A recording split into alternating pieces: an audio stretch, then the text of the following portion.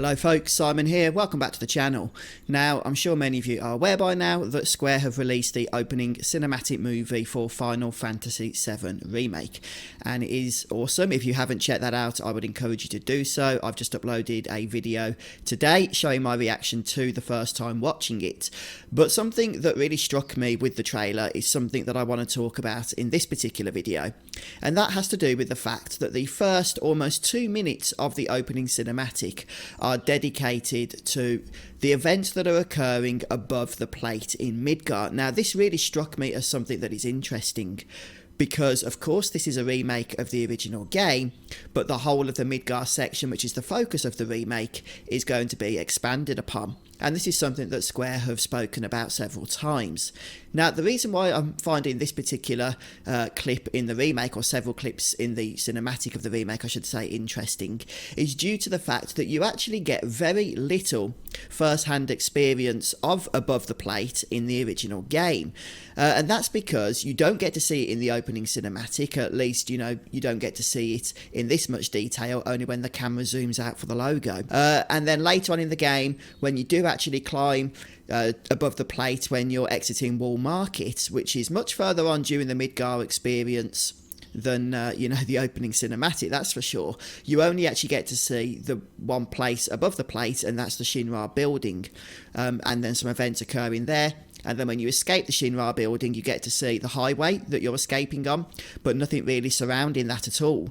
So you really don't get to see much of this part of the environment in the original game. But obviously, it seems Square are going all out here since it's such a huge focus here in the opening remake cinematic. And this really has me wondering as to how this is all going to be implemented into the story of the remake and how that's going to be able to contrast with the original game. And also, does it mean that the more open world experience of Midgar in the remake is going to include the ability to explore all these environments above the plate, as well as all those areas that are below it as well? And while the opening cinematic perhaps does give credence to that concept, I'm struggling to recall any actual gameplay footage from the various trailers or screenshots that have been released so far, where the party is exploring above the plate. I know there's a couple of shots that are probably located towards the end of the game, where the party's kind of looking out above the motorway and just out into the wider world, an event which does also occur in the original Final Fantasy VII.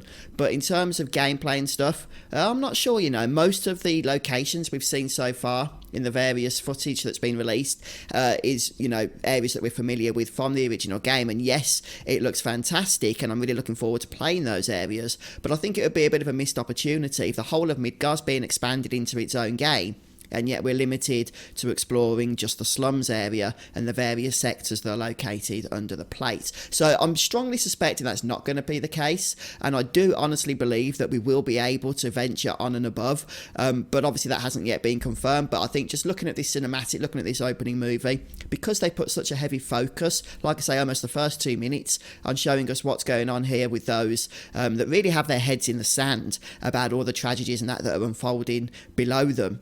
I think because there's a focus on that here, we can expect that to pretty much continue throughout the game. But yeah, look, what do you guys think about this? Do you think that with Midgar being expanded into its own game, it would be a missed opportunity not to include both sections of Midgar, below and above the plate, for player exploration?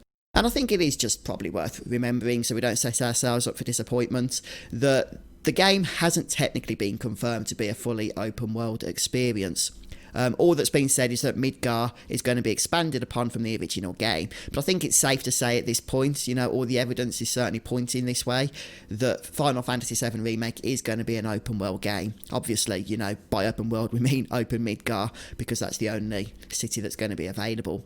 But yes, we've seen various evidence from the mercenary system that's been introduced to us recently through various screenshots, and just the fact that it's been described that we can choose to follow the main scenario quest when we want to. So yeah, technically not being described as an open world game, but I think it really is going to be. And with that said, like I say, be a great missed opportunity in my opinion not to include above the plate as well as below. But please do share your thoughts on this down in the video description.